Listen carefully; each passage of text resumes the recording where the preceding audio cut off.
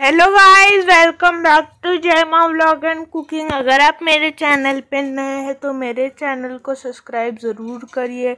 Latest update जानने के लिए बेल आइकन ज़रूर प्रेस करिए। सो गाइस, आज हम लोग पॉम्फ्रेट बनाने वाले हैं। उसके लिए मैंने 3 पॉम्फ्रेट ले लिए हैं।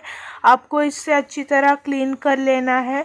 क्लीन कर लेने के बाद आप इसे कट कर लीजिए। जैसे कि आप देख सकते हैं, मैं यहाँ पे अभी कट कर ले रही हूँ। कट कर लेने के बाद अब मैंने इसे एक वेसल में निकाल लिया है।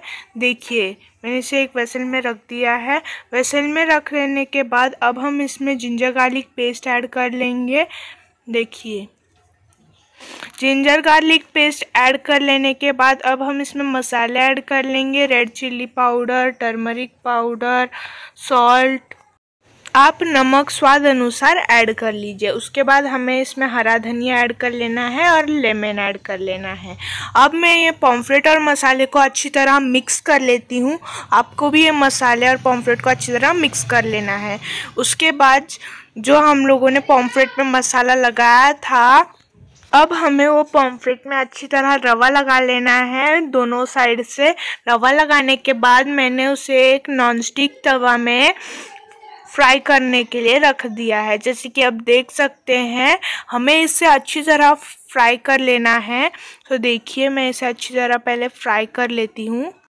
सो गाइज़, अगर आपको ये वीडियो पसंद आई हो तो इसे लाइक ज़रूर कर दीजिए। कमेंट करके बताइए कि आपको ये वीडियो कैसा लगा।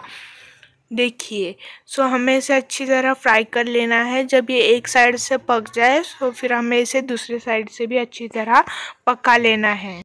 सो गाइस, जैसे कि आप देख सकते हैं, मैंने पॉम्फ्रेट को अच्छी तरह फ्राई कर लिया है। उसके बाद मैं अभी इसे एक वेसल में निकाल लेती हूँ। सो गाइस, हमारे पॉम्फ्रेट रेडी है। आपको ये कैसा लगा कमेंट करके ज़रूर बताइए। Thanks for watching my video.